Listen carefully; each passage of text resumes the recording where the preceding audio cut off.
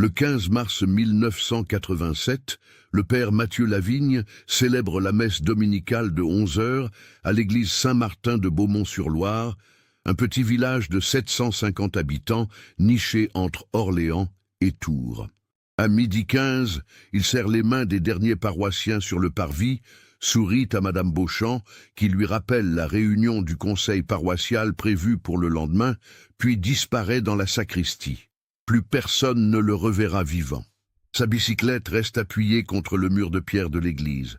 Son bréviaire demeure ouvert sur son bureau. La théière qu'il avait mise à chauffer siffle pendant près d'1 heure avant que quelqu'un ne remarque son absence. Lorsque les gendarmes fouillent la paroisse ce soir-là, ils ne trouvent aucun signe de lutte, aucune trace de départ précipité, aucun indice expliquant comment un homme peut s'évaporer en plein jour dans un village où tout le monde se connaît. Pendant 30 ans, le mystère du père Lavigne entra Beaumont-sur-Loire. Les théories proliféreront, fugues volontaires, enlèvements, accidents tragiques dans les bois environnants. Des dizaines d'enquêteurs passeront des centaines d'heures à chercher des réponses qui semblent introuvables. Mais en mai 2017, lors de la rénovation de l'ancienne maison parochiale, des ouvriers découvriront sous le plancher de la bibliothèque un compartiment secret contenant un registre manuscrit. Les pages jaunies de ce cahier révéleront une vérité si déchirante qu'elle expliquera non seulement la disparition du prêtre, mais changera à jamais la façon dont les habitants de ce village paisible se regarderont les uns les autres. Comment un secret peut-il être si lourd qu'il détruit celui qui le porte? Avant de continuer Arnaud avec cette histoire perturbante, si vous appréciez les cas mystérieux réels comme celui-ci, abonnez-vous à la chaîne et activez les notifications pour ne manquer aucun nouveau cas. Maintenant, découvrons comment tout a commencé. Beaumont-sur-Loire n'apparaît sur aucune carte touristique de la région Centre-Val de Loire.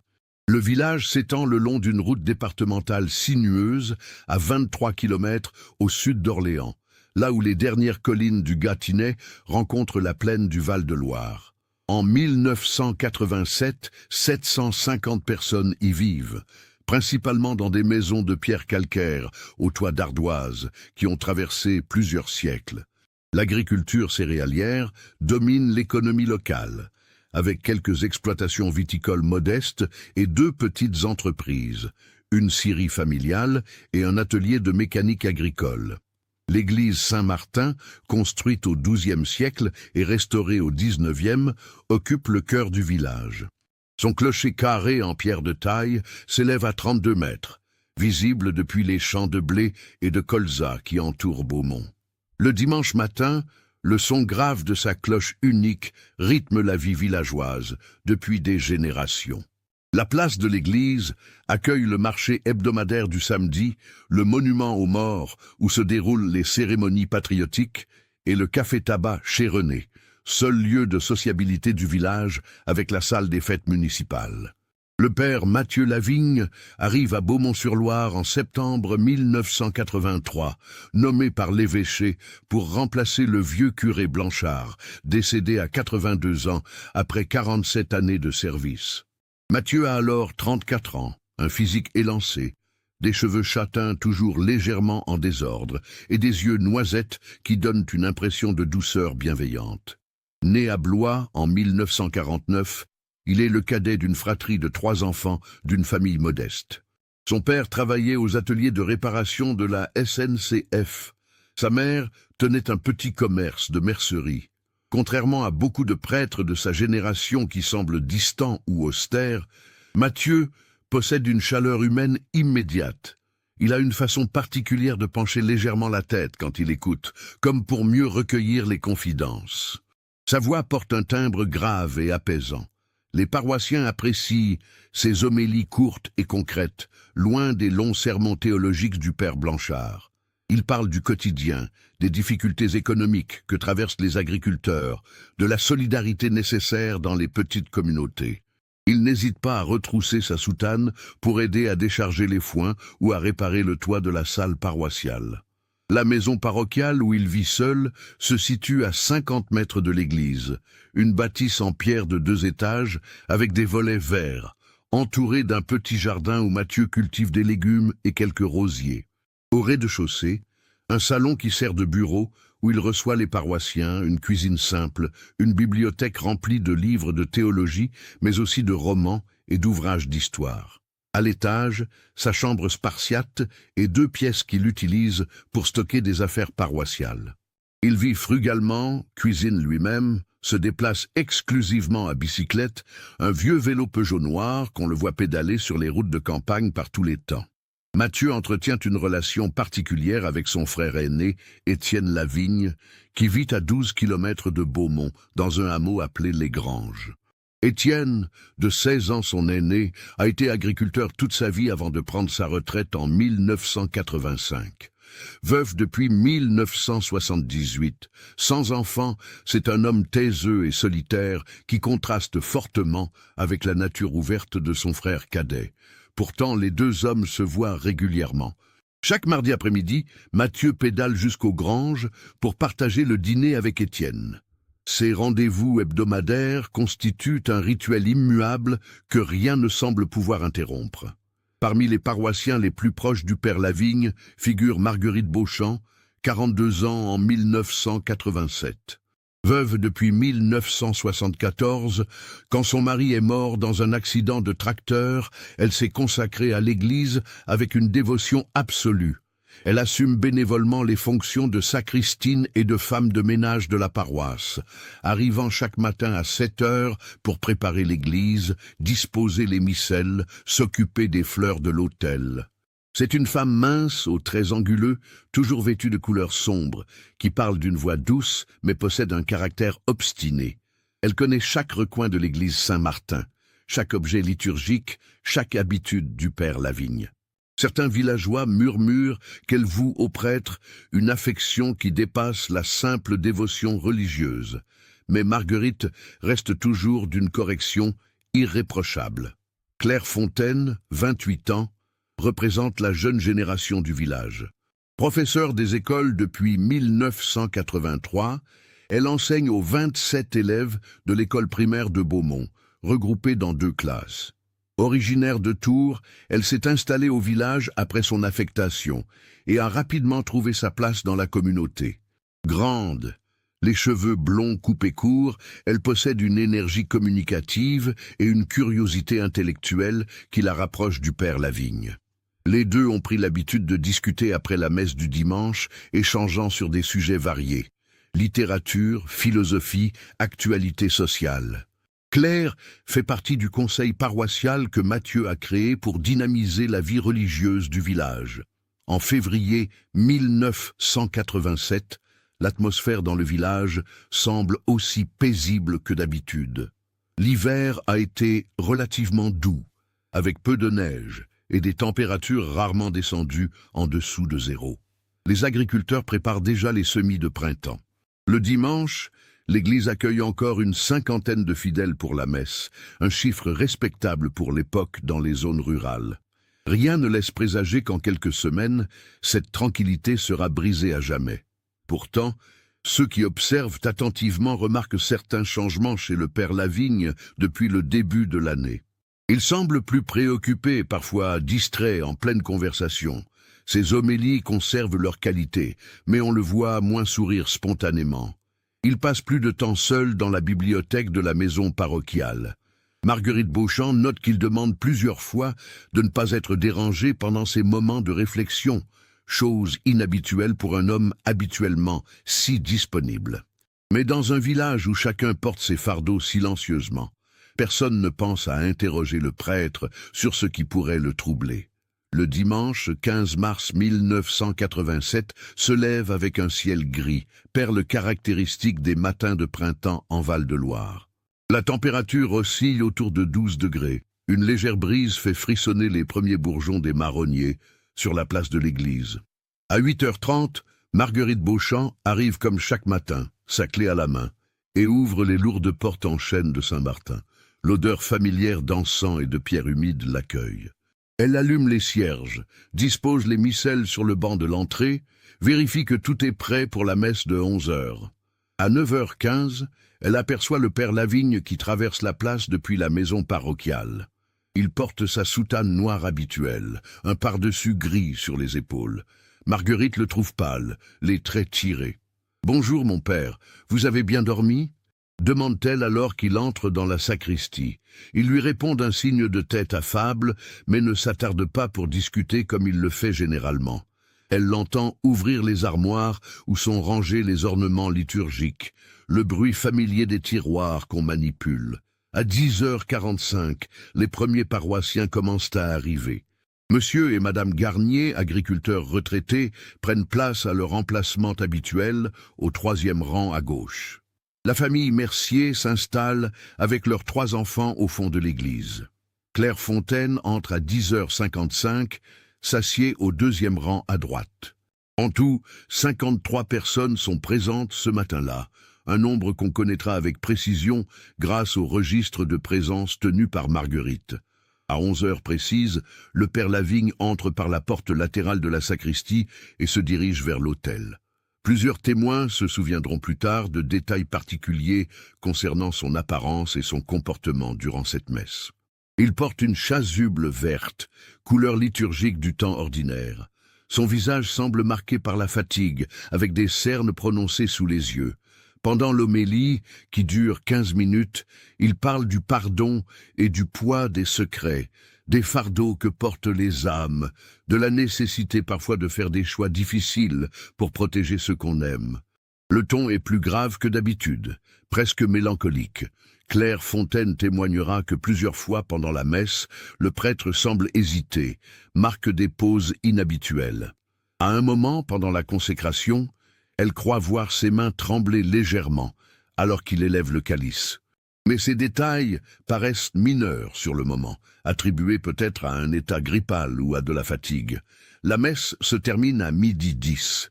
Comme chaque dimanche, les paroissiens sortent lentement, s'attardent sur le parvis pour échanger quelques mots. Le père Lavigne se tient près de la porte, serrant les mains, échangeant quelques phrases avec chacun. Madame Garnier lui demande s'il viendra bénir leur nouvelle grange la semaine suivante. Il acquiesce. Monsieur Mercier l'interroge sur les préparatifs de la première communion prévue en mai. Il répond que tout est en ordre. À 12h15, Marguerite Beauchamp s'approche du prêtre. Elle lui rappelle qu'une réunion du conseil paroissial est prévue le lendemain lundi à 19h pour discuter de l'organisation de la fête patronale de juin. « Bien sûr, Marguerite, je n'oublie pas, » répond-il avec un sourire fatigué. Ce sont les dernières paroles que quiconque lui entendra prononcer. Claire Fontaine est la dernière paroissienne à quitter le parvis. Il est 12h22, elle le sait, car elle regarde sa montre en se dirigeant vers sa voiture garée près du monument aux morts. En se retournant une dernière fois, elle voit le père Lavigne qui rentre dans l'église, refermant derrière lui la lourde porte en chêne. La place se vide progressivement. Les familles rentrent déjeuner. Le village retrouve son calme dominical. À 13h30, Marguerite Beauchamp, qui habite juste en face de l'église, dans une petite maison au Crépy-Ocre, remarque que la porte de Saint-Martin est restée entr'ouverte. C'est inhabituel. Le père Lavigne prend toujours soin de bien fermer après la messe. Elle traverse la place, pousse la porte. L'église est vide. Elle appelle « Mon père Lavigne ». Pas de réponse. Elle suppose qu'il est retourné à la maison parochiale pour déjeuner et a oublié de fermer complètement. Elle verrouille la porte elle-même, rentre chez elle. À 16h, le téléphone sonne chez Marguerite. C'est Étienne Lavigne, le frère du prêtre. Sa voix est inquiète. « Bonjour, Madame Beauchamp, pardonnez-moi de vous déranger. Mon frère devait venir déjeuner chez moi aujourd'hui, c'était prévu depuis plusieurs jours. Il n'est jamais arrivé et il ne répond pas au téléphone de la paroisse. Savez-vous où il pourrait être ?» Marguerite est surprise. Le père Lavigne ne lui avait pas mentionné ce déjeuner. Il a célébré la messe ce matin, tout était normal. Je l'ai vu rentrer dans l'église vers 12h20. Attendez, je vais vérifier s'il est à la maison parochiale. Elle traverse à nouveau la place, frappe à la porte de la maison du prêtre. Pas de réponse. Elle frappe plus fort, appelle. Silence. Elle possède un double des clés pour les urgences. Elle ouvre. « Mon père, c'est Marguerite !» Sa voix résonne dans les pièces vides. Le salon est rangé, tout paraît normal. Dans la cuisine, La théière est sur la cuisinière, éteinte depuis longtemps, l'eau qu'elle contenait presque entièrement évaporée. Une tasse est posée sur la table, vide. Marguerite monte à l'étage, frappe à la porte de la chambre avant d'entrer. Le lit est fait, les affaires personnelles du prêtre à leur place habituelle. Elle redescend, de plus en plus inquiète. Elle rappelle Étienne Lavigne. Oh, il n'est pas là et sa bicyclette est encore contre le mur de l'église. C'est très étrange. À 16h45, Étienne arrive à Beaumont dans sa vieille Renault 4. Ensemble, ils fouillent à nouveau la maison parochiale, vérifient chaque pièce, descendent même à la cave. Rien. Ils retournent à l'église que Marguerite déverrouille. Ils inspectent la nef, le chœur, montent au clocher. Personne. Dans la sacristie, tout semble en ordre. Les ornements liturgiques sont rangés. Le bréviaire du prêtre est ouvert sur le petit bureau, à la page du 15 mars. Ses lunettes de lecture sont posées à côté. À 17h30, Étienne se rend à la gendarmerie de Meung-sur-Loire, la commune la plus proche dotée d'une brigade. L'adjudant de garde, Bernard Mallette, écoute son signalement avec attention, mais adopte d'abord l'attitude standard dans ce type de situation. « Monsieur Lavigne, votre frère est adulte. Il a peut-être eu une urgence. Peut-être est-il allé rendre visite à quelqu'un. Attendons jusqu'à demain matin. » Mais Étienne insiste. « Vous ne comprenez pas. Mon frère ne disparaît jamais sans prévenir. Il devait venir déjeuner chez moi, c'était important. Sa bicyclette est toujours là. Il n'a pris aucune affaire. Ce n'est pas normal. » Le ton inquiet, presque désespéré, de cet homme habituellement si réservé convainc l'adjudant. À 18h15, 2 gendarmes se rendent à Beaumont. Les recherches commencent immédiatement. Les gendarmes inspectent la maison parochiale. L'église interroge Marguerite Beauchamp, qui est la dernière à avoir vu le prêtre. Ils questionnent les voisins immédiats de la place. Personne n'a rien remarqué d'inhabituel. Monsieur Renaud, le propriétaire du café-tabac, était dans son établissement tout l'après-midi. Il n'a vu personne entrer ou sortir de l'église après 12h30. Madame Collet, qui habite juste à côté de la maison parochiale, était chez elle. Elle n'a entendu aucun bruit suspect, aucune voiture, aucun cri. À 20h, le commandant de la brigade de Meung-sur-Loire, le capitaine Henri Moreau, arrive sur place et prend la direction des opérations. C'est un officier expérimenté de 52 ans, méthodique et consciencieux. Il organise immédiatement des recherches plus systématiques.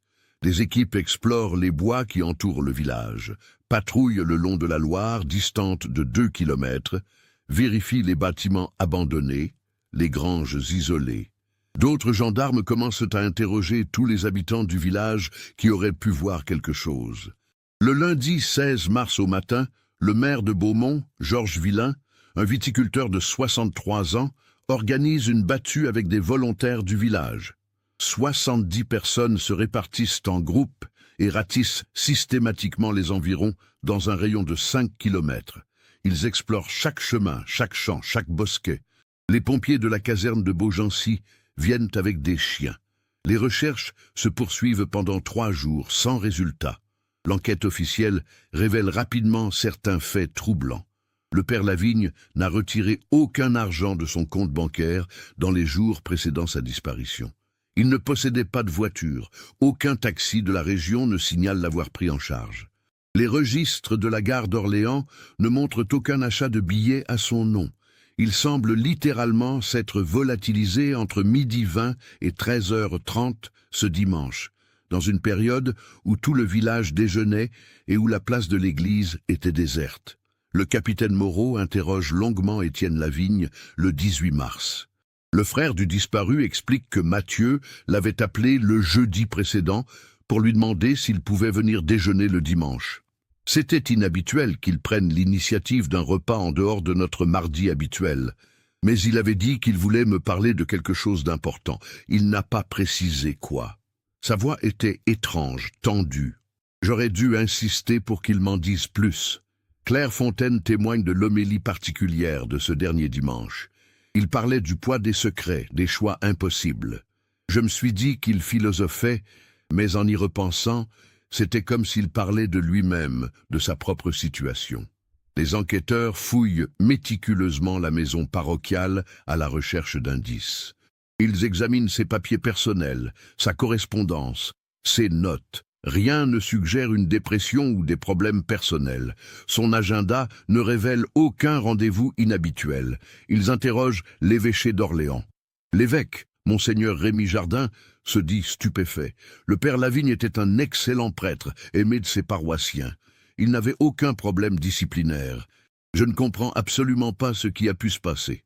Les semaines qui suivent la disparition du père Lavigne plongent Beaumont-sur-Loire dans un état de choc et d'incrédulité.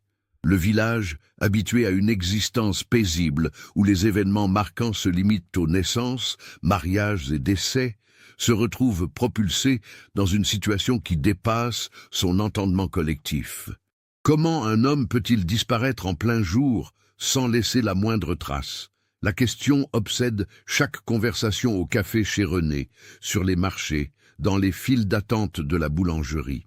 L'enquête officielle se poursuit pendant 6 mois avec une intensité décroissante.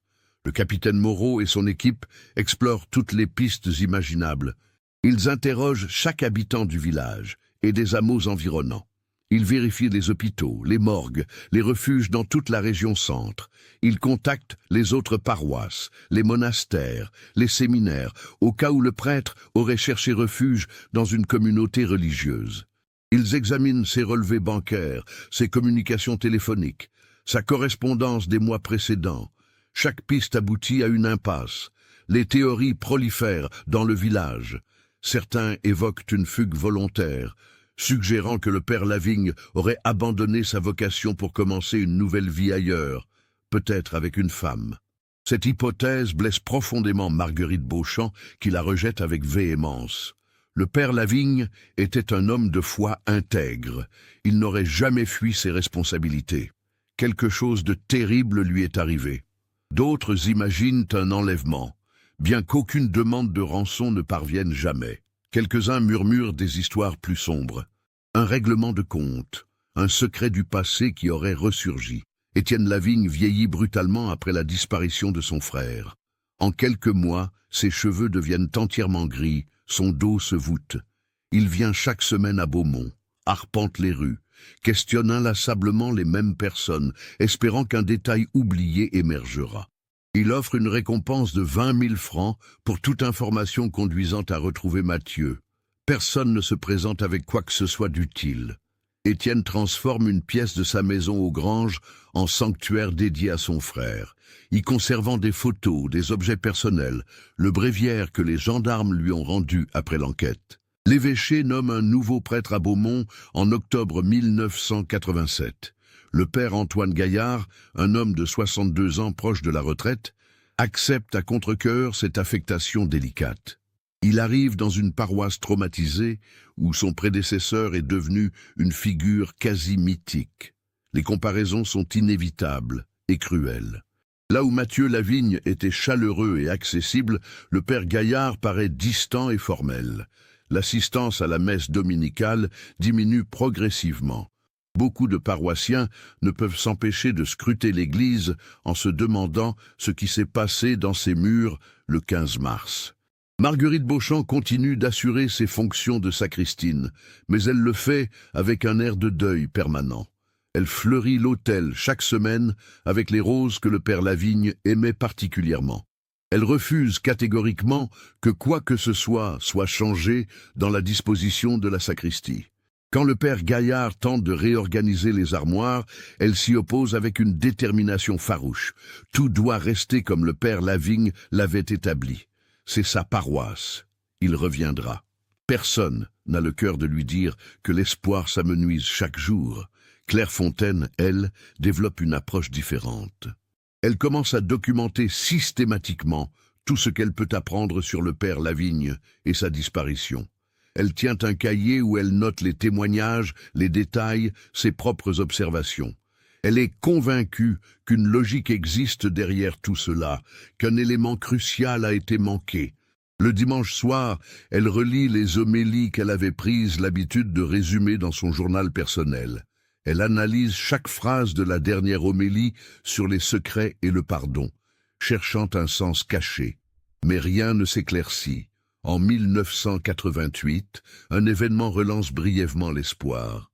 Un homme correspondant à la description du père Lavigne est signalé dans un monastère cistercien près de Bourges. Les gendarmes se déplacent immédiatement. C'est un moine qui ressemble effectivement au prêtre disparu, mais ce n'est pas lui. En 1989, des ossements humains sont découverts dans les bois près de Cléry-Saint-André, à 15 km de Beaumont. L'analyse médico-légale révèle qu'il s'agit d'un homme mort depuis au moins 20 ans, bien avant la disparition de Mathieu Lavigne. Les années passent. 1990, 1995, 2000. Le dossier reste officiellement ouvert, mais aucun enquêteur n'y travaille activement. De temps en temps, un nouveau gendarme affecté à Meung-sur-Loire, intrigué par ce cold case local, demande à consulter le dossier, réinterroge quelques témoins, puis abandonne face au mur de silence que le passé a dressé. Le capitaine Moreau, qui a pris sa retraite en 1994, confiera à un journaliste local « C'est l'affaire la plus frustrante de ma carrière. Nous n'avons trouvé strictement rien. Pas de corps, pas de mobile, pas de témoins, pas d'explication. C'est comme si le père Lavigne avait cessé d'exister entre deux battements de cœur. » Étienne Lavigne meurt en février 2005, à l'âge de 83 ans, sans avoir jamais su ce qui était arrivé à son frère cadet. Dans son testament, il lègue toute sa modeste fortune à quiconque retrouvera Mathieu ou apportera une explication définitive à sa disparition. L'argent reste bloqué chez le notaire de Beaugency, les conditions du testament jamais remplies. Marguerite Beauchamp continue son office à l'église jusqu'en 2010, quand l'arthrose et une santé déclinante l'obligent à abandonner. Elle a alors 65 ans. Elle passe ses dernières années dans une maison de retraite à Orléans, où elle décède en 2013. Jusqu'au bout, elle garde près de son lit une photo du père Lavigne en soutane, prise le jour de son installation à Beaumont en septembre 1983. Claire Fontaine, mariée en 1991, mère de 2 enfants, poursuit sa carrière d'institutrice. Elle n'habite plus Beaumont depuis 1993, ayant déménagé à Orléans, mais elle conserve son cahier de notes sur l'affaire Lavigne. Parfois, elle le relit, se demandant si elle passe à côté de quelque chose d'évident. Beaumont-sur-Loire continue d'exister, de plus en plus absorbée dans l'orbite économique d'Orléans. La population augmente légèrement, avec l'arrivée de nouveaux résidents qui travaillent en ville et cherchent le calme de la campagne. Pour eux, l'histoire du curé disparu n'est qu'une anecdote locale, un fait divers ancien. Mais pour ceux qui étaient là en 1987, pour ceux qui ont connu Mathieu Lavigne, le mystère demeure une blessure mal cicatrisée. L'église Saint-Martin connaît les transformations de l'époque. L'assistance aux messes continue de décliner. En 2010, le diocèse décide de regrouper plusieurs paroisses. Beaumont-sur-Loire est désormais rattaché à une structure pastorale plus large, couvrant 12 villages. Un prêtre vient célébrer la messe une fois par mois seulement. La maison parochiale, trop grande et coûteuse à entretenir, est fermée. Le diocèse envisage de la vendre, mais les procédures administratives traînent. Le bâtiment reste vide pendant plusieurs années, les volets clos, le jardin envahi par les ronces. En 2015, un nouveau maire, Julien Marchand, trentenaire dynamique élu sur un programme de revitalisation du village, propose un projet ambitieux.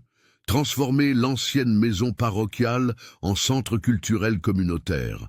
L'idée rencontre l'adhésion du conseil municipal et du diocèse qui est soulagé de trouver une solution pour ce bâtiment.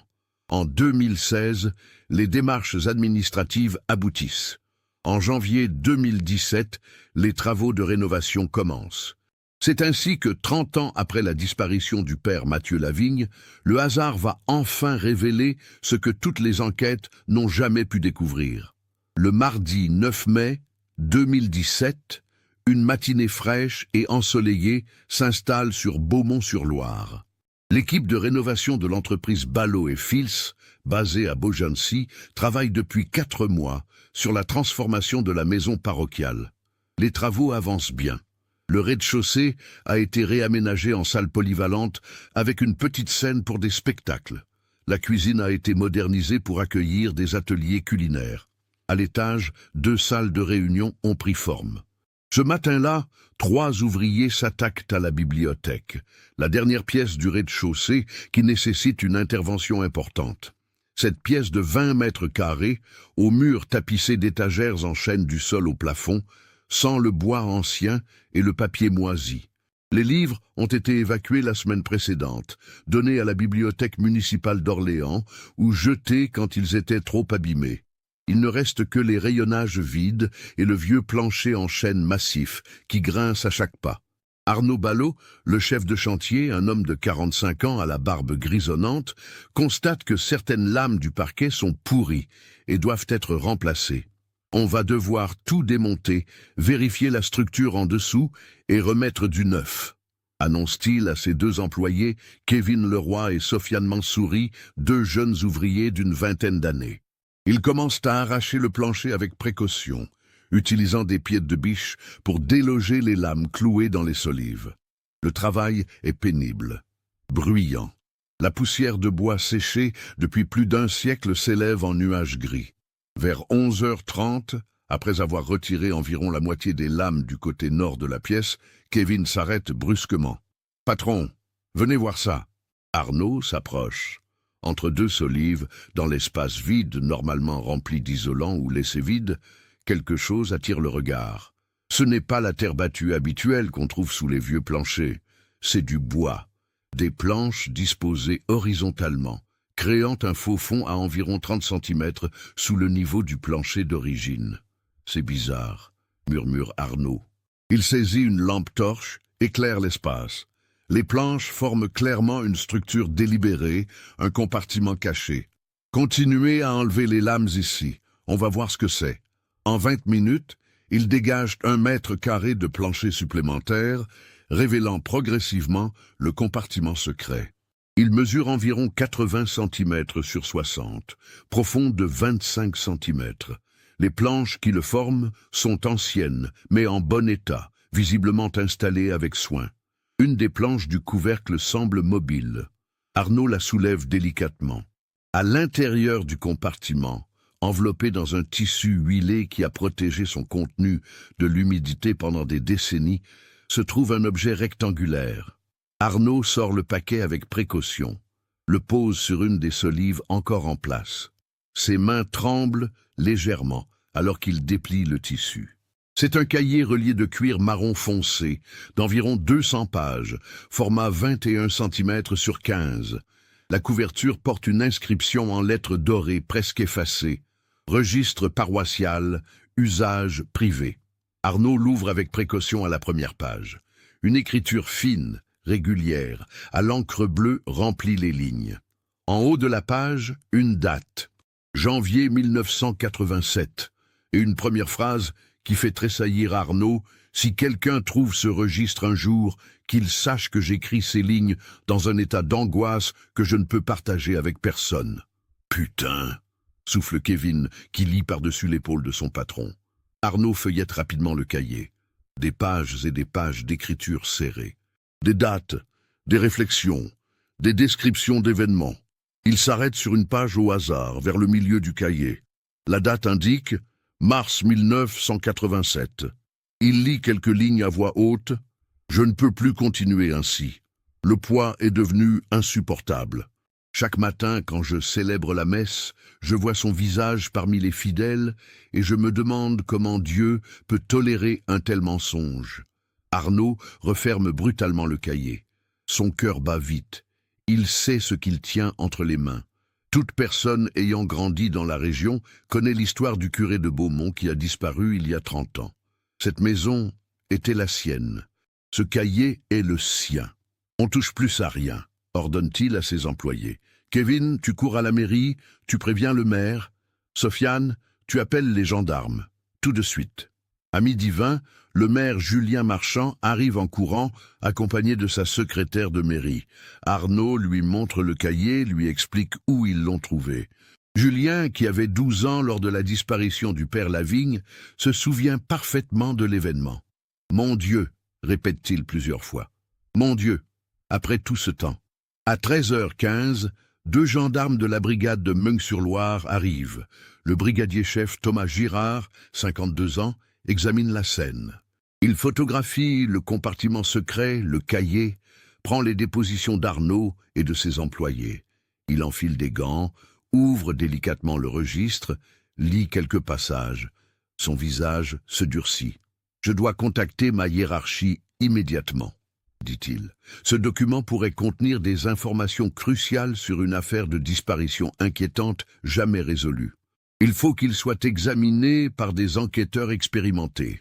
À 15h, le commandant de la compagnie de gendarmerie d'Orléans, le lieutenant-colonel Fabrice Arnaud, se déplace personnellement à Beaumont. C'est un officier de 57 ans, méthodique et discret. Il prend possession du registre, le fait placer sous scellé, ordonne que le chantier soit temporairement fermé le temps que des techniciens de l'identité judiciaire examinent le compartiment secret pour s'assurer qu'il ne contient rien d'autre. Le soir même, la nouvelle se répand à Beaumont comme une traînée de poudre. Un registre caché du père Lavigne a été découvert. Personne ne sait encore ce qu'il contient, mais les spéculations vont bon train. Les habitants les plus âgés, ceux qui se souviennent de 1987, sont bouleversés. Peut-être vont-ils enfin comprendre. Claire Fontaine, contactée par téléphone par une ancienne collègue encore à Beaumont, sent ses mains trembler. Elle qui a pendant des années cherché un indice, voilà qu'il apparaît de la manière la plus inattendue. Elle prend sa voiture le lendemain matin, se rend à Beaumont, tente d'obtenir des informations. Mais les gendarmes restent muets. L'enquête vient de reprendre. Ils ne peuvent rien révéler. Pendant 3 jours, le lieutenant-colonel Arnaud lit et relit le registre. 173 pages manuscrites. Les premières datent du début janvier 1987, les dernières du 14 mars, la veille de la disparition. C'est un document extraordinaire et terrible. Un témoignage de première main d'un homme confronté à un dilemme moral d'une cruauté absolue. Chaque page apporte une pièce du puzzle. À mesure qu'Arnaud avance dans sa lecture, une vérité glaçante se dessine. Le 12 mai 2017 au soir, le lieutenant-colonel convoque une réunion avec le procureur de la République d'Orléans. Ils discutent pendant 2 heures. Une décision est prise. Il faut rouvrir officiellement l'enquête sur la disparition de Mathieu Lavigne. Et certaines personnes encore vivantes doivent être interrogées à nouveau. Le samedi 13 mai 2017, à 9h du matin, 2 gendarmes en civil sonnent à la porte d'une maison modeste de la rue des Lilas à Orléans. La femme qui ouvre, 64 ans, cheveux gris coupés courts, les regarde avec surprise et une pointe d'appréhension. « Madame Fontaine ? Claire Fontaine ? Oui, c'est moi. Nous sommes de la section de recherche d'Orléans. Nous enquêtons sur la disparition du père Mathieu Lavigne. Nous aurions quelques questions à vous poser. Pouvons-nous entrer ? Claire les fait asseoir dans son salon. Son mari est au golf avec des amis. Ses enfants adultes vivent à Paris. Elle est seule. Les gendarmes expliquent la découverte du registre. « Madame, vous êtes mentionnée à plusieurs reprises dans ce document. Le père Lavigne évoque des conversations qu'il a eues avec vous dans les semaines précédant sa disparition. Pouvez-vous nous parler de ces échanges ?» Claire sent son cœur s'accélérer. « Quelle conversation !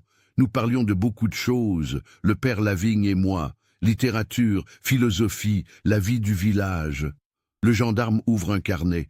Le père Lavigne mentionne spécifiquement une conversation du 8 février 1987, après la messe. Il écrit que vous lui avez parlé d'une rumeur circulant au village concernant un ancien crime jamais élucidé. Vous souvenez-vous de cela ? Claire ferme les yeux, fait un effort de mémoire. Février 1987, 30 ans. Je ne me souviens pas précisément. Peut-être. Quel crime ? Justement, madame, nous espérions que vous pourriez nous éclairer. Claire réfléchit intensément. Attendez. Oui, je crois me souvenir. Il y avait eu une histoire très ancienne, une jeune fille qui avait disparu dans les années 50 ou 60, je crois. Une affaire jamais résolue. J'en avais entendu parler par des anciens du village. Je l'avais mentionné au père Lavigne parce que nous discutions justement des mystères non résolus. Je lisais beaucoup de polars à l'époque. Mais pourquoi cela aurait de l'importance? Les gendarmes échangent un regard. Pouvez-vous nous donner plus de détails sur cette histoire de jeune fille disparue? Claire secoue la tête. C'était il y a si longtemps. Je ne me souviens que vaguement. Une fille qui aurait disparu, peut-être partie à Paris, ou peut-être morte. Personne ne savait vraiment. C'était juste une vieille histoire que les gens racontaient parfois. Qui vous a raconté cette histoire? Claire hésite. Je crois que c'était Madame Garnier, ou peut-être Monsieur Renaud du café. Je ne suis plus sûr. Pourquoi? Qu'est-ce que le père Lavigne a écrit exactement? Les gendarmes ne répondent pas directement. Ils posent d'autres questions. Comment était le père Lavigne dans les semaines avant sa disparition? Avait-il semblé troublé, angoissé? Avait-il mentionné des problèmes particuliers? Claire répond du mieux qu'elle peut, mais 30 ans ont brouillé les souvenirs précis. Après le départ des gendarmes, Claire monte à son grenier, fouille dans des cartons, retrouve son vieux cahier de notes sur l'affaire Lavigne. Elle le relit fiévreusement. Elle a noté la conversation sur les mystères non résolus, mais sans y accorder d'importance particulière. Maintenant, cela semble crucial. Elle essaie de se rappeler exactement ce qu'on lui avait raconté sur cette fille disparue, mais les détails lui échappent. Le même jour, à 15 heures, les gendarmes se présentent chez un homme de 91 ans, vivant dans une résidence pour personnes âgées à Meung-sur-Loire. Monsieur Henri Garnier, l'un des plus vieux habitants de Beaumont encore en vie, accepte de répondre à leurs questions malgré sa santé fragile. Son épouse est décédée en 2008. Monsieur Garnier, en février 1987, des rumeurs circulaient à Beaumont concernant une jeune fille disparue dans les années 50. Que pouvez-vous nous en dire? Le vieil homme reste silencieux un long moment. Ses yeux bleus délavés fixent un point invisible. Pourquoi vous intéressez-vous à ça maintenant? C'est important pour notre enquête sur la disparition du père Lavigne. Nouveau silence. Puis, d'une voix lente, vous parlez de Juliette Marchand. C'était en 1954. Les gendarmes notent fébrilement. Racontez-nous. Henri Garnier soupire profondément. Juliette Marchand avait 17 ans. Elle vivait à Beaumont avec sa famille. Un matin de juin 1954, elle est partie faire des courses à Beaugency à bicyclette. Elle n'est jamais rentrée. On a retrouvé son vélo abandonné sur le bord de la route, à mi-chemin entre Beaumont et Beaugency. Pas de Juliette. Les gendarmes ont cherché, mais ils n'ont jamais rien trouvé, ni corps, ni indice, rien. Et qu'est devenue cette affaire? Rien. Elle s'est perdue dans le temps. Les parents de Juliette sont morts sans savoir ce qui était arrivé à leur fille. La plupart des gens ont supposé qu'elle s'était enfuie, qu'elle était peut-être partie à Paris, qu'elle avait commencé une nouvelle vie. Mais on n'a jamais eu de nouvelles. Jamais. Pourquoi cette histoire a-t-elle ressurgi en 1987? Henri Garnier fronce les sourcils. Je ne sais pas si elle a ressurgi. C'était juste une histoire ancienne qu'on racontait parfois, un mystère local. Le père Lavigne s'y est-il intéressé? Je n'en ai aucune idée. Pourquoi l'aurait-il fait? C'était une affaire vieille de 30 ans à l'époque. Les enquêteurs passent les jours suivants à reconstituer l'histoire de Juliette Marchand. Ils consultent les archives de la gendarmerie, retrouvent le dossier de 1954. Une enquête menée pendant 6 mois, puis classée sans suite faute d'éléments. Disparition inexpliquée. Ils dressent un arbre généalogique de la famille Marchand. Les parents, Albert et Simone Marchand, sont décédés respectivement en 1972 et 1979. Juliette avait un frère cadet, Robert, né en 1939. Les gendarmes découvrent que Robert Marchand vit toujours dans une maison de retraite à Tours. Il a 78 ans. Le mardi 16 mai, 2 enquêteurs se rendent à Tours. Robert Marchand est un homme frêle, presque transparent, aux mains tremblantes. Quand les gendarmes mentionnent sa sœur Juliette, ses yeux se remplissent de larmes. « Pourquoi me parlez-vous d'elle? Après tout ce temps ?»« Monsieur Marchand, nous enquêtons sur une affaire qui pourrait être liée à la disparition de votre sœur. Nous avons besoin que vous nous racontiez tout ce dont vous vous souvenez. » Robert Marchand parle pendant plus d'1 heure. Il décrit Juliette, joyeuse, rêveuse, passionnée de lecture et de danse. Il raconte ce matin de juin 1954, quand elle est partie faire des courses. Elle devait acheter du tissu pour se faire une nouvelle robe. Elle était si excitée. Il y avait un bal le week-end suivant. Il évoque la terreur de la famille quand elle n'est pas rentrée. Les recherches, l'incompréhension, le chagrin qui n'a jamais cicatrisé. Avez-vous une théorie sur ce qui lui est arrivé? Demandent les gendarmes. Robert secoue la tête. Pendant des années, j'ai voulu croire qu'elle s'était enfuie, qu'elle vivait heureuse quelque part. Mais au fond de moi, j'ai toujours su qu'elle était morte. Juliette n'aurait jamais abandonné nos parents sans un mot. Jamais. Quelque chose de terrible lui est arrivé.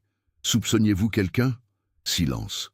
Puis, dans un murmure, il y avait un homme du village qui la regardait bizarrement. Un homme plus âgé. Mais les gendarmes de l'époque n'ont rien trouvé contre lui. Aucune preuve. Quel homme?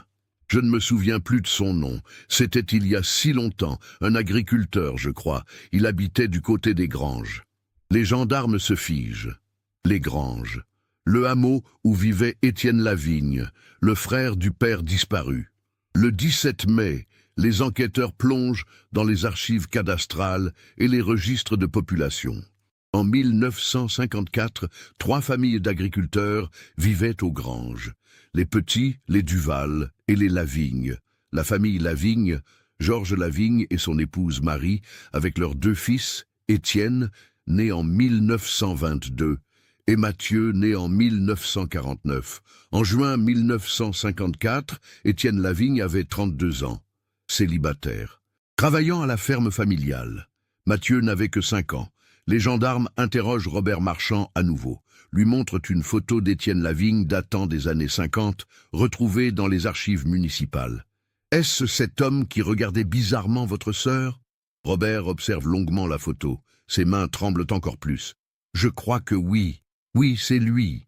J'en suis presque sûr. » Le 18 mai au matin, le lieutenant-colonel Arnaud réunit son équipe. Il a terminé de lire intégralement le registre du père Lavigne. Les pièces du puzzle se mettent en place, révélant une image atroce. Il explique à ses enquêteurs ce que contient le cahier. En janvier 1987, le père Mathieu Lavigne a reçu une confession lors d'un sacrement de réconciliation. Le pénitent lui a avoué avoir commis un meurtre 33 ans plus tôt, celui de Juliette Marchand. Le pénitent a expliqué les circonstances. Une rencontre sur une route isolée, une avance repoussée, un geste de colère, un corps caché. Le pénitent cherchait l'absolution après toutes ces années de secret. Le père Lavigne a accordé l'absolution sacramentelle, comme le demande le rite. Mais ensuite, il a été rongé par une question terrible. Que faire quand on détient la vérité sur un crime, mais qu'on l'a apprise sous le sceau du sacrement de confession? Le secret de la confession est absolu dans la doctrine catholique. Un prêtre ne peut en aucun cas révéler ce qui lui a été confié lors de ce sacrement, sous peine d'excommunication immédiate. Mais le père Lavigne savait qu'une famille n'avait jamais eu de réponse, qu'une jeune fille reposait quelque part sans sépulture décente. Et surtout, il savait que le meurtrier vivait libre, dans le même village, croisait les gens chaque jour sans que personne ne sache. Le registre contient page après page les tourments du prêtre, ses prières pour trouver une solution, ses recherches théologiques pour savoir s'il existe une exception au secret de la confession, ses nuits d'insomnie, sa santé qui se détériore. Il écrit qu'il a tenté de convaincre le pénitent de se dénoncer lui-même, mais que celui-ci a refusé, terrorisé par les conséquences. Et puis, dans les dernières pages, datées de mars, une résolution désespérée. Le père Lavigne ne peut vivre avec ce secret, il ne peut le révéler. Il ne peut continuer à célébrer la messe en sachant qu'un meurtrier y assiste. La seule solution qu'il voit est de disparaître, de quitter son ministère, de fuir pour ne plus porter ce fardeau insupportable. Mais le registre ne nomme jamais le meurtrier, jamais.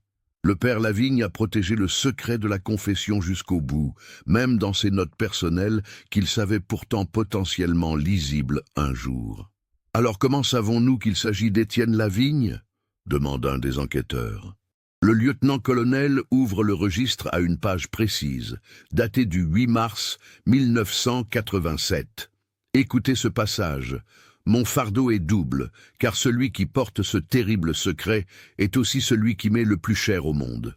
Le sang nous lie, et maintenant ce sang versé nous lie encore davantage dans une tragédie dont je ne vois aucune issue. Silence dans la salle. Le père Lavigne n'avait qu'un seul frère, Étienne, et nous savons qu'Étienne était à Beaumont en 1954, qu'il vivait aux Granges, sur le chemin entre Beaumont et Beaugency, qu'il a été identifié par le frère de Juliette comme un homme qui la regardait bizarrement. Un autre enquêteur intervient, mais Étienne Lavigne est mort en 2005. On ne peut plus l'interroger, on ne peut rien prouver. Non, répond le lieutenant-colonel, mais on peut chercher le corps de Juliette Marchand. Le registre contient un dernier indice. Le 14 mars, la veille de sa disparition, le père Lavigne écrit qu'il a une dernière certitude, l'endroit où repose Juliette. Il dit que lors d'une de leurs conversations, son frère a mentionné un lieu de façon assez précise pour qu'il comprenne. Quel lieu? Un vieux puits abandonné sur les terres de la ferme familiale aux Granges. Un puits qui a été comblé en automne 1954, officiellement parce qu'il était dangereux. Le vendredi 19 mai 2017, à 7 heures du matin, un convoi de véhicules de gendarmerie et une équipe de l'Institut de recherche criminelle de la Gendarmerie nationale arrivent au hameau des Granges. La ferme qui appartenait à la famille Lavigne a été vendue après la mort d'Étienne en 2005.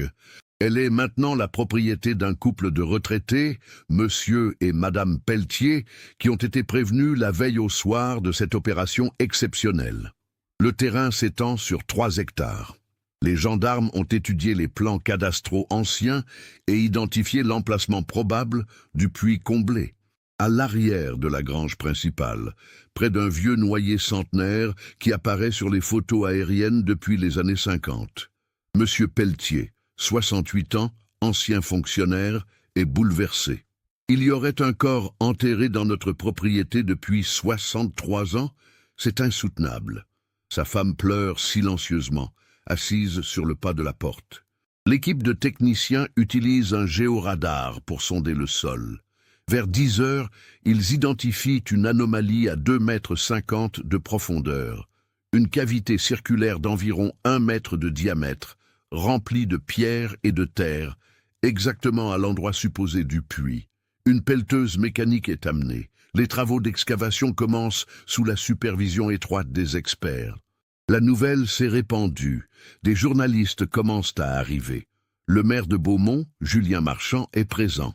Claire Fontaine, prévenue par une amie, fait le trajet depuis Orléans. Elle se tient à distance, derrière le périmètre de sécurité, le cœur battant. 30 ans après la disparition du père Lavigne, des réponses émergent enfin, mais d'une façon qu'elle n'aurait jamais imaginée. À 14h30, la pelleteuse atteint la profondeur de 2 mètres. Les techniciens demandent l'arrêt des machines et poursuivent à la main avec des pelles et des brosses. À 15h42, un cri retentit. Les fouilleurs ont mis au jour des ossements humains. Le travail devient extrêmement minutieux. Les anthropologues judiciaires prennent le relais. Pendant 3 heures, ils dégagent délicatement le squelette. Il est relativement complet, en position semi-recroquevillée. À côté des ossements, ils découvrent des lambeaux de tissu très dégradés, quelques boutons en métal, et surtout une médaille religieuse oxydée reliée à une chaîne en argent terni. Le samedi 20 mai, l'analyse préliminaire confirme qu'il s'agit d'un squelette féminin, âge estimé entre 15 et 20 ans au moment du décès. La taille correspond à celle de Juliette Marchand, d'après les descriptions de 1954, environ 1,60 m. La médaille religieuse est gravée au dos avec les initiales JME. Robert Marchand, contacté à Tours, confirme que sa sœur portait toujours une médaille de la Vierge Marie avec ses initiales, cadeau de leur grand-mère pour sa communion solennelle. « C'est elle, dit-il dans un sanglot. Vous avez retrouvé ma Juliette. » L'analyse médico-légale révèle une fracture du crâne compatible avec un coup violent porté avec un objet contondant. La cause probable de la mort. Les ossements sont envoyés pour analyse ADN. Bien qu'il n'existe aucun prélèvement ADN d'époque de Juliette, Robert accepte de fournir son ADN pour comparaison génétique fraternelle. Le lundi 22 mai, les résultats tombent. Compatibilité génétique confirmée. Le squelette est bien celui de Juliette Marchand, disparue en juin 1954. Le mardi 23 mai, le procureur de la République d'Orléans organise une conférence de presse. Il annonce officiellement la découverte, explique le lien avec le registre du père Lavigne, révèle l'existence d'une confession reçue par le prêtre concernant le meurtre de Juliette. Il précise qu'Étienne Lavigne est fortement soupçonné d'être l'auteur de ce meurtre sur la base d'indices convergents, mais qu'aucune poursuite n'est possible puisqu'il est décédé depuis 12 ans. Concernant la disparition du père Mathieu Lavigne, le procureur lit des extraits du registre montrant que le prêtre envisageait de quitter son ministère pour échapper au poids de ce secret. Nous pensons que le père Lavigne a mis fin volontairement à sa présence à Beaumont le 15 mars 1987. L'enquête se poursuit pour tenter de déterminer ce qu'il est devenu. 3 hypothèses sont privilégiées. Départ volontaire pour mener une vie anonyme ailleurs, suicide dont le corps n'aurait jamais été retrouvé ou accident lors d'une tentative de fuite. Le soir même, le lieutenant-colonel Arnaud étudie à nouveau les dernières pages du registre. Le père Lavigne y décrit son plan. Partir après la messe du 15 mars, marcher jusqu'à la Loire, emprunter un bateau de pêche qu'il avait repéré et dont il savait que le propriétaire le laissait souvent non sécurisé, descendre le fleuve jusqu'à un endroit suffisamment éloigné, puis disparaître dans l'anonymat. Il avait préparé un petit sac avec quelques effets et de l'argent, caché dans la sacristie. Les gendarmes retournent à l'église Saint-Martin de Beaumont. Dans la sacristie, derrière une vieille armoire liturgique que personne ne déplace jamais, ils trouvent un sac en toile moisie. À l'intérieur, des vêtements civils, 3000 francs en billets de l'époque, un passeport au nom de Mathieu Lavigne et une enveloppe scellée adressée à son frère Étienne. L'enveloppe n'a jamais été ouverte. Le lieutenant-colonel, en présence de témoins, la décachette. Une lettre de 2 pages. L'écriture du père Lavigne. Daté du 14 mars 1987. Mon cher Étienne, si tu lis cette lettre, c'est que j'ai échoué et que mon corps a été retrouvé, ou que quelqu'un a découvert mon plan. Je t'écris ces mots que je ne pourrai jamais te dire en face, car ils te détruiraient et me détruiraient avec toi. Je sais ce que tu as fait en juin 1954. Tu me l'as confié sous le sceau de la confession en janvier dernier. Et ce secret m'a brisé. Je suis ton frère avant d'être prêtre, et pourtant mon sacerdoce m'interdit de révéler ce que tu m'as dit. Je ne peux te dénoncer. Je ne peux laisser la famille Marchand sans réponse. Je ne peux continuer à célébrer les sacrements en sachant ce que je sais. J'ai prié pour trouver une solution. Dieu est resté silencieux. Ou peut-être n'ai-je pas su entendre sa réponse. La seule issue que j'ai trouvée est de disparaître. Fuir ma vocation, fuir notre fraternité, fuir le village où ton crime et mon silence m'étouffent chaque jour. Tu m'as dit que c'était un accident, que tu ne voulais pas la tuer, que Juliette t'avait repoussé avec mépris et que ta colère t'avait emporté. Tu m'as dit que tu as vécu chaque jour depuis dans le remords. Je te crois. Je sais que tu n'es pas un monstre. Mais tu as tué une innocente et son corps crie justice depuis le puits où tu l'as caché. Je ne te dénonce pas, je ne peux pas, mais je ne peux pas non plus rester. Pardonne-moi de t'abandonner, pardonne-moi de ne pas être assez fort pour porter ce poids avec toi. J'espère que Dieu aura pitié de nos 2 âmes, la tienne souillée par le sang, la mienne souillée par le silence. Ton frère qui t'aime malgré tout, Mathieu. Le silence dans la pièce est total quand le lieutenant-colonel finit de lire. Il lève les yeux vers ses collègues. Il n'est jamais parti, dit-il doucement. Il a caché le sac, écrit la lettre, mais au final, il n'a pas pu partir. Un gendarme demande « Alors, qu'est-il devenu ?»« Je crois savoir, » répond le lieutenant-colonel. Et je crois qu'Étienne Lavigne le sait aussi. Le savait. Le 24 mai, les enquêteurs retournent aux granges. Cette fois, ils explorent toute la propriété avec le géoradar. À 17 heures, ils détectent une seconde anomalie. À 100 mètres de la maison, près d'un ancien verger. Une cavité souterraine d'environ 2 mètres sur 1 mètre, à 3 mètres de profondeur. Le 25 mai, les fouilles révèlent un second squelette, humain, masculin. L'analyse préliminaire indique un âge au décès d'environ 40 ans. À côté du squelette, une croix pectorale de prêtre en argent et une alliance gravée avec les initiales ML et une date de 1983, l'année de l'ordination du père Lavigne. Les analyses ADN prennent plusieurs jours. Le 30 mai, les résultats confirment. Il s'agit bien de Mathieu Lavigne. L'examen du squelette révèle une fracture nette de la nuque, compatible avec une chute ou un coup violent. Aucune autre trace de violence. Le médecin légiste estime qu'il s'agit soit d'un accident, soit d'un homicide très rapide. Le lieutenant-colonel expose sa théorie finale aux autorités judiciaires. Le 15 mars 1987, après la messe, le père Mathieu Lavigne n'est pas allé à la Loire comme il l'avait prévu. À la place, il est allé voir son frère Étienne aux Granges. Je pense qu'il voulait lui dire adieu ou peut-être essayer une dernière fois de le convaincre de se dénoncer. Nous ne saurons jamais exactement ce qui s'est passé. Peut-être y a-t-il eu une dispute. Peut-être Mathieu a-t-il menacé de partir et de laisser un témoignage écrit qui mènerait à Étienne après sa mort. Peut-être Étienne a-t-il paniqué. Ce qui est certain, c'est que Mathieu est mort aux Granges ce jour-là.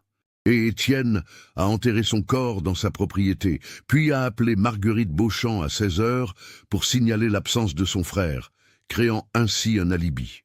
Mais pourquoi Étienne a-t-il gardé le silence jusqu'à sa mort ? Demande le procureur. Parce qu'avouer le meurtre de Mathieu aurait révélé le meurtre de Juliette. Il aurait tout perdu. Alors il a choisi de vivre dans le mensonge, de jouer le frère éploré, de chercher Mathieu alors qu'il savait exactement où il était. C'est pour cela qu'il est mort sans paix, laissant ce testament impossible à exécuter. Le 3 juin 2017, la famille Marchand organise des funérailles pour Juliette, 63 ans après sa mort. Robert Marchand, soutenu par ses enfants et petits-enfants, voit enfin sa sœur recevoir une sépulture décente au cimetière de Beaumont-sur-Loire. Une centaine de personnes assistent à la cérémonie. Le nouvel évêque d'Orléans préside la messe d'enterrement. Dans son homélie, il évoque le poids des secrets, les tragédies causées par le silence, mais aussi le courage de ceux qui cherchent la vérité même des décennies plus tard. Juliette peut enfin reposer en paix, dit-il, et avec elle peut-être l'âme tourmentée du père Mathieu Lavigne, qui voulait tant que justice soit rendue. Robert Marchand, 98 ans, pleure devant la tombe de sa sœur. « Juliette, tu me manques depuis si longtemps. Je suis désolé qu'il ait fallu attendre tout ce temps, mais au moins maintenant nous savons, et tu n'es plus seul dans ce puits terrible. » Le 8 juin, le corps du père Mathieu Lavigne est également inhumé dans le caveau familial des Lavigne, au cimetière de Blois, sa ville natale. Quelques anciens paroissiens de Beaumont font le déplacement. Claire Fontaine est présente. Marguerite Beauchamp, décédée en 2013, n'aura jamais su la vérité, mais plusieurs témoins rapportent qu'elle avait toujours maintenu que quelque chose de terrible était arrivé au père Lavigne. La cérémonie est brève, empreinte d'une tristesse complexe. Comment pleurer un homme qui a été victime mais aussi complice, malgré lui, d'un silence coupable? Comment honorer un prêtre qui a trahi son serment en disparaissant plutôt que d'affronter son dilemme? L'évêché publie un communiqué mesuré. Il reconnaît la tragédie exceptionnelle vécue par le père Lavigne, pris entre son amour fraternel et son devoir de justice. Il affirme que le secret de la confession reste un pilier fondamental du sacrement, mais que l'Église encourage toujours les pénitents à assumer la responsabilité de leurs actes criminels devant la justice civile. Des théologiens et des spécialistes du droit canonique débattent pendant des semaines dans les médias sur le cas du père Lavigne. Certains soutiennent qu'il aurait dû trouver un moyen d'amener son frère à se dénoncer volontairement. D'autres reconnaissent qu'il était dans une situation impossible, sans issue morale claire. Tous s'accordent sur la cruauté du dilemme. Claire Fontaine donne une interview à un journal régional. « Pendant 30 ans, j'ai cherché à comprendre ce qui était arrivé au père Lavigne. Maintenant que je sais, je réalise que certaines vérités sont plus lourdes que le mystère lui-même. Cet homme a été détruit par un secret qu'il n'aurait jamais dû porter. Son frère l'a détruit 2 fois, Une première en lui confessant son crime, une seconde en le tuant pour protéger ce secret. L'affaire soulève des questions sur la limite du secret professionnel. Des avocats font remarquer que même le secret professionnel de l'avocat connaît des exceptions en cas de crime grave. Pourquoi le secret de la confession serait-il absolu? L'Église répond que les sacrements opèrent dans une dimension spirituelle différente du droit civil, mais le débat reste vif. À Beaumont-sur-Loire, le choc met des mois à se dissiper. Les plus anciens, ceux qui se souviennent de l'époque, réévaluent leurs souvenirs d'Étienne Lavigne. C'était un homme taciturne, solitaire, qui ne se mariait jamais malgré plusieurs opportunités. Certains avaient attribué cela à un caractère difficile ou à un chagrin d'amour de jeunesse. Maintenant, ils comprennent. C'était la culpabilité, le secret qui le rongeait, l'impossibilité de construire une vie normale avec un tel poids. Monsieur Garnier, qui est décédé en août 2017 à 92 ans, aura au moins eu la réponse avant sa mort. Il a confié à un proche. Étienne venait parfois boire un verre au café dans les années 60. Il avait toujours cet air absent, comme s'il était ailleurs. Maintenant, je comprends où il était, avec Juliette, dans ce puits, et avec son frère, dans cette tombe cachée. La maison parochiale, devenue centre culturel, ouvre officiellement en septembre 2017. Une plaque commémorative est installée dans l'entrée.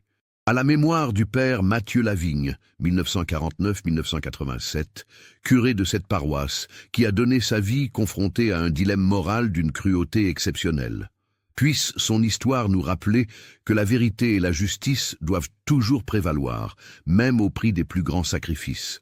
Dont le registre manuscrit du père Lavigne est versé aux archives départementales du Loiret, où il peut être consulté par des chercheurs. Il devient rapidement un document étudié par des spécialistes de théologie morale, des historiens, des psychologues. C'est un témoignage rare et glaçant de la détresse d'un homme pris au piège entre des loyautés contradictoires. Robert Marchand décède paisiblement en octobre 2018, à 99 ans. Sa famille rapporte que ses derniers mots ont été « Je vais retrouver Juliette. Je vais lui dire que nous ne l'avons jamais oubliée ». En 2019, un documentaire télévisé sur France 3 retrace toute l'affaire. Le réalisateur interroge les protagonistes encore vivants, reconstitue les événements, explore les dimensions éthiques du cas. L'émission obtient une audience exceptionnelle. Les téléspectateurs sont bouleversés par cette histoire qui pose des questions sur la nature du pardon, les limites de la loyauté familiale, le poids insupportable de certains secrets. Claire Fontaine, interrogée pour le documentaire, conclut « Ce qui me hante le plus, c'est de penser à ce dimanche 15 mars 1987. Le père Lavigne célèbre sa dernière messe. Il sait qu'il va disparaître. Il parle du pardon et des secrets. Parmi les fidèles, son frère Étienne est peut-être présent, sachant lui aussi ce qui va se passer. Ou peut-être pas. Peut-être Mathieu est-il allé le voir ensuite et la rencontre a mal tourné. Nous ne saurons jamais exactement. Mais ce que nous savons, c'est que deux hommes, liés par le sang et par un crime, se sont détruits mutuellement. Étienne a détruit Mathieu. Mathieu a détruit Étienne en acceptant cette confession. Et au centre de tout, Juliette, une jeune fille innocente dont la mort a empoisonné 2 générations. L'église Saint-Martin de Beaumont-sur-Loire continue d'accueillir des offices 1 fois par mois. Mais maintenant, les visiteurs viennent aussi pour voir l'endroit où a disparu le père Lavigne, pour imaginer cette dernière messe, pour réfléchir aux questions impossibles que cette histoire soulève. Dans le cimetière, la tombe de Juliette Marchand reçoit régulièrement des fleurs de visiteurs anonymes. Sur sa pierre tombale, une inscription simple, Juliette Marchand, 1937-1954. Retrouvée en 2017, puisse-t-elle enfin connaître la paix? L'affaire du père Lavigne est devenue un cas d'école dans les séminaires de France. Les futurs prêtres l'étudient pour comprendre les limites et les tensions du secret de la confession. Des débats éthiques se poursuivent. Le père Lavigne aurait-il dû agir différemment? Aurait-il dû refuser d'entendre la confession de son frère dès qu'il a compris de quoi il s'agissait? Aurait-il dû chercher conseil auprès de son évêque, même sans révéler l'identité du pénitent? Aurait-il dû trouver un moyen indirect de mener les enquêteurs vers la vérité? Les réponses varient, mais tous s'accordent sur un point. Mathieu Lavigne était un homme bon qui a été placé dans une situation pour laquelle aucune formation, aucune théologie, aucune prière ne pouvait le préparer. Il a fait ce qu'il pensait être juste. Préserver le secret sacré, mais refuser de vivre avec son poids. Son choix l'a tué. 30 ans après sa disparition, 63 ans après le meurtre de Juliette Marchand, les deux victimes reposent enfin en paix. Étienne Lavigne est mort en 2005 en portant ses secrets dans la tombe, ignorant que son frère reposait à 100 mètres de sa maison depuis 1987, ignorant que 30 ans plus tard, un registre caché révélerait tout. La vérité a fini par émerger, mais à quel prix et pourquoi? Les morts ne reviennent pas. La justice ne peut être rendue à ceux qui ne sont plus.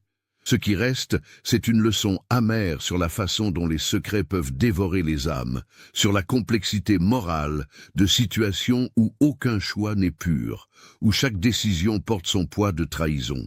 Ce cas nous montre comment un secret peut devenir un poison qui contamine tout ce qu'il touche. Le père Mathieu Lavigne a été détruit par une vérité qu'il ne pouvait ni révéler ni oublier. Étienne Lavigne a vécu 33 ans avec le poids d'un meurtre, puis 30 ans supplémentaires avec le poids d'un second. Juliette Marchand a été arrachée à la vie à 17 ans. 3 vies détruites, et combien d'autres abîmées autour. Les familles, la communauté, tous ceux qui ont cherché des réponses pendant des décennies. Qu'est-ce que vous en pensez? Le père Lavigne aurait-il dû agir différemment? Le secret de la confession doit-il avoir des limites face aux crimes graves? Et surtout, avez-vous perçu les signes tout au long de ce récit qui pointaient vers la vérité? Partagez vos réflexions dans les commentaires.